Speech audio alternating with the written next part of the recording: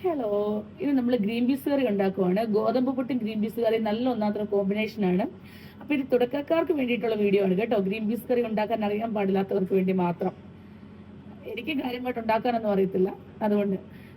So ഇത് ഇന്നലെ രാത്രിയിൽ കുതിർത്തിട്ടേക്കുന്ന ഗ്രീൻ പീസ് ആണ്. ഇത് നന്നായിട്ട് ഒന്നുകൂടെ കഴുകിയിട്ട് കുക്കറിലിട്ട് ചീറ്റടിപ്പിക്കുക. അതാണ് ഫസ്റ്റ് സ്റ്റെപ്പ്. തലേന്ന് രാത്രി നമ്മൾ വെള്ളത്തിലിട്ട് നന്നായിട്ട് കുതിർത്ത് വൃത്തിയാക്കി കഴുകിയ ശേഷം കുതിർത്ത ഗ്രീൻ പീസ് നമ്മളൊരു കുക്കറിലേക്ക് മാറ്റുവാണ്. എന്നിട്ട് നമുക്ക് ആവശ്യമുള്ള മഞ്ഞപ്പൊടിയും ഉപ്പും അതിനകത്തൊട്ടിട്ട് കൊടുക്കണം. പാൻ നന്നായിട്ട് ചൂടായിട്ടുണ്ട്. അതിലേക്ക് നമ്മൾ എണ്ണ ഒഴിക്കുവാണ്. ആവശ്യത്തിന് എണ്ണ. അതിനിടയിൽ നല്ല ഗോതമ്പ് പുട്ടായിട്ടുണ്ട് കേട്ടോ.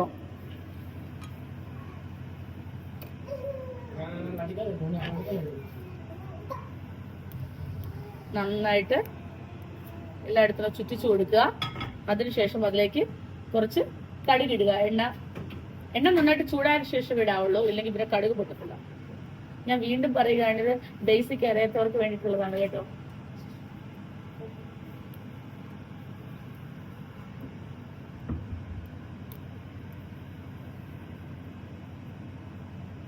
എണ്ണ ചൂടായെന്ന് വിശ്വസിച്ചുകൊണ്ട് കടുകിടുകയാണ്.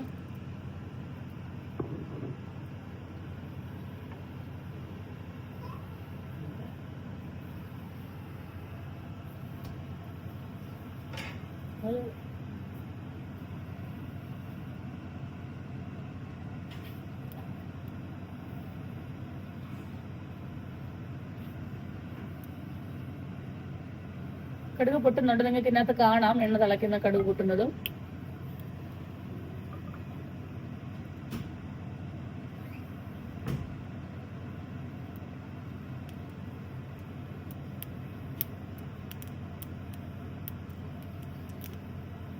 അങ്ങനെ കടുക് പൊട്ടി. ഇനി നമ്മൾ അരിഞ്ഞു വെച്ചേക്കുന്ന സവോള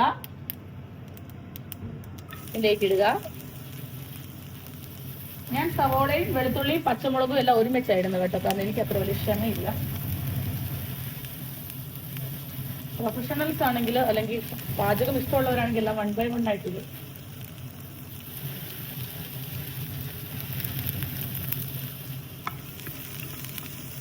നന്നായിട്ട് ഇളക്കി കൊടുക്കുക.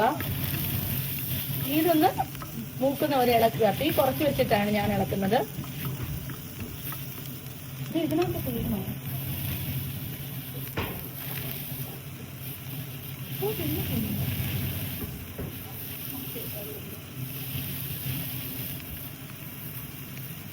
ഇതിലേക്ക് ഉപ്പ് ഇട്ട് കൊടുക്കുക. ആവശ്യത്തിന് ഉപ്പ്.